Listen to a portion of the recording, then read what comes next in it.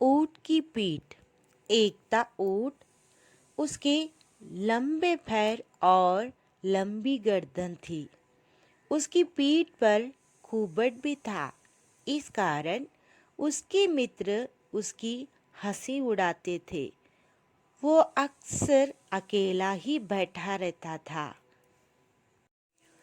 एक दिन बंदर और खरगोश उसके पास आए और बोले, देखो, तुम्हारा शरीर कितना बेडौल है। हम सब तुमसे कहीं अधिक सुंदर है।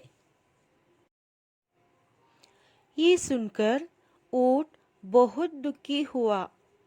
एक दिन वो बहुत उदास था। उसके कुछ मित्र उसे खेलने के लिए बाहर बुला रहे थे, परंतु ऊँट नहीं गया। तब उसकी माँ ने उससे पूछा, बेटा, क्या बात है?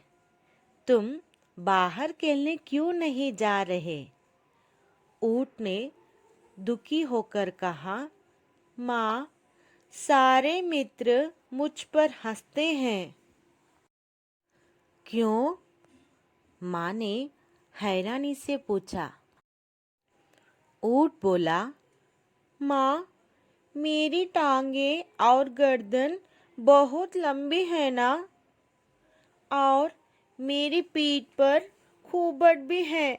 इस कारण सब मुझ पर हंसते हैं। अब मैं कभी उनके साथ नहीं खेलूंगा। माँ ने ऊँट को समझाते हुए कहा, बेटा, तुम परेशान मत हो।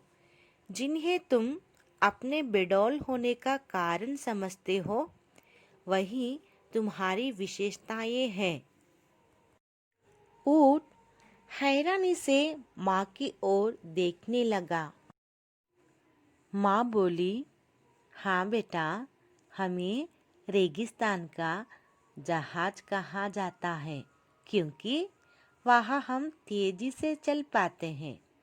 हमारे पैर इस प्रकार बने हैं कि रेत में घस नहीं पाते। ऊँट बोला, पर माँ, ये कुबड़ तो बहुत बुरा लगता है ना।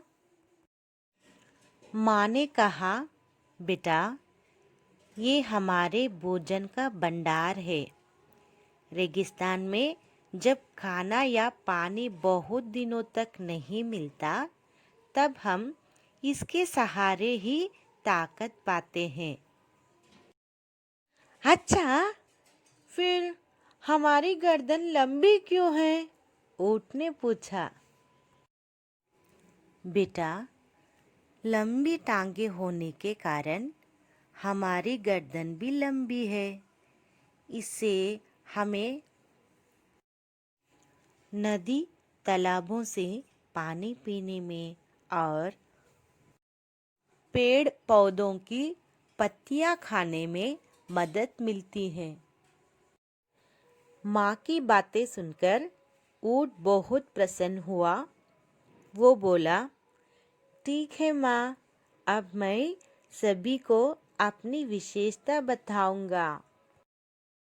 तो बच्चों, अभी समझ में आया कि हर किसी में कोई ना कोई गुण अवश्य होता है, जिसके द्वारा वो पहचाना जाता है। तो अब से आप किसी की कमियों पर हमें हंसना नहीं चाहिए। समझ गए ना?